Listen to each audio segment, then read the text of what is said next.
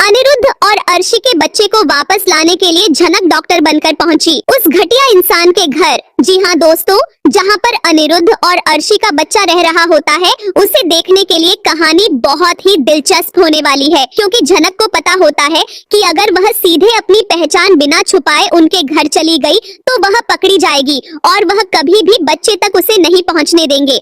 इसलिए कहानी देखना बहुत ही धमाकेदार होने वाला है, क्योंकि झनक अब डॉक्टर बनकर उनके घर जाने वाली है। क्योंकि बच्चे की तबीयत खराब होती है, इसलिए झनक वहां तक पहुंच जाती है और उसे घटिया इंसान को पता भी नहीं चल पाता है कि यह वही लड़की है जिसने पहले भी बच्चे की तलाश करने की कोशिश की थी।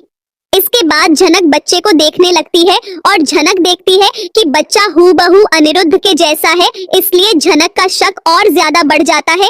इसलिए झनक बच्चे का डीएनए टेस्ट करवाना चाहती है और इसी वजह से झनक बच्चे का सैंपल लेने के लिए चालाकी से उसके बाल इकट्ठे कर लेती है, जिससे अब झनक अनिरुद्ध और बच्चे का डीएनए टेस्ट करवाना चाहती है और सीधे अस्पताल पहुंच जाती है। इसके बाद जब डीएनए टेस्ट की रिपोर्ट आती है, तब रिपोर्ट देखकर झनक के होश उड़ जाते हैं और झनक को पता चल जाता है कि यह बच्चा किसी और का नहीं बल्कि अनिरुद्ध और अर्शी का ही है। इसलिए झनक बहुत ज्यादा खुश होती है कि उसका शक यकीन में बदल गया है। इसलिए अब झनक वह रिपोर्ट अनिरुद्ध को दिखा देती है और अनिरुद्ध को बताती है कि मैं डॉक्टर बनकर उनके घर गई थी और कैसे मैंने बच्चे का सैंपल लिया और उसके बाद मैंने आपका सैंपल भी ले लिया था। इसी के साथ अब मेरे हाथ में बहुत बड़ा सबूत है, जिससे अनिरुद्ध बहुत ज्यादा खुश हो जाता है कि आखिर उसका बच्चा जिंदा है। और अनिरुद्ध झनक से कहते हुए नजर आता है कि मैं तुम्हारी बातों पर विश्वास नहीं किया, यह मेरी बहुत बड़ी गलती थी, लेकिन तुमने फिर भी मेरे और अर्शी के बच्चे को वापस लाने के लिए कितना कुछ नहीं किया